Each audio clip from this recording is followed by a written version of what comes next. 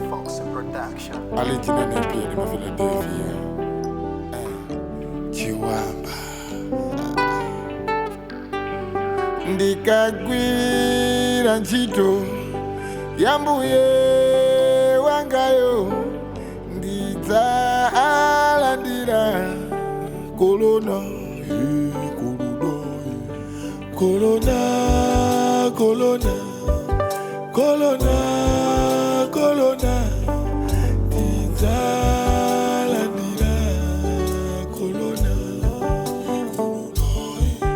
kolona, kolona, kolona, kolona, ndidzalandira kolona.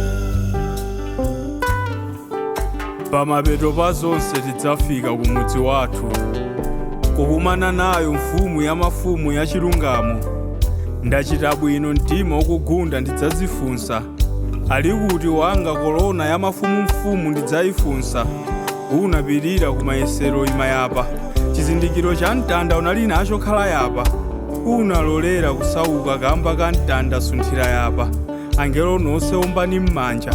Pamene kolona akuvekedwa wanga mwana, ndikulindirira langa tsikulo lomwe adzapukute yonse misonzi, kukwera kwa mtengo kwa zinthu, ulova njala nandiyitana, okalandira wanga kolona. Kolona, kolona, kolona, kolona, ndidzalandira kolona. Mlonda nthawi ili bwanji, kunja tsopano kuli kucha. Owerenga khala maso, wanzeru apenye dzuwa, zizindikiro ndezukwana. Zachuma kusokonekera pa dziko lonse, madzi kusefukira nthawi zonse, nkhondo zoopsa posepose. Mutanganidwiranjinso ndi dziko, mutamandiranjinso maphunziro. Chuma sichingakupulumutseni ku mkwiyo, ndi nthawi loliyatsa wa kwa Yesu liwiro. Uku tikufuwula ndisungireni kolonayo, ndikamaliza ntchitoyi ndidzalandira.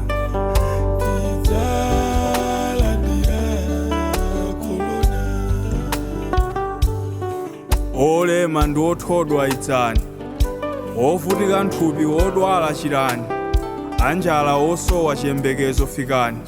Yesu manja watambalalitsa pa mtanda, munyengo zovutazi kufuna kukumbatirafe. Kuli mphoto kwa yense oyima chilili mpaka kumapeto. Sitikugwira ntchito ya bule, atisungire kolonayo, tikamaliza ntchitoyi tidzalandira.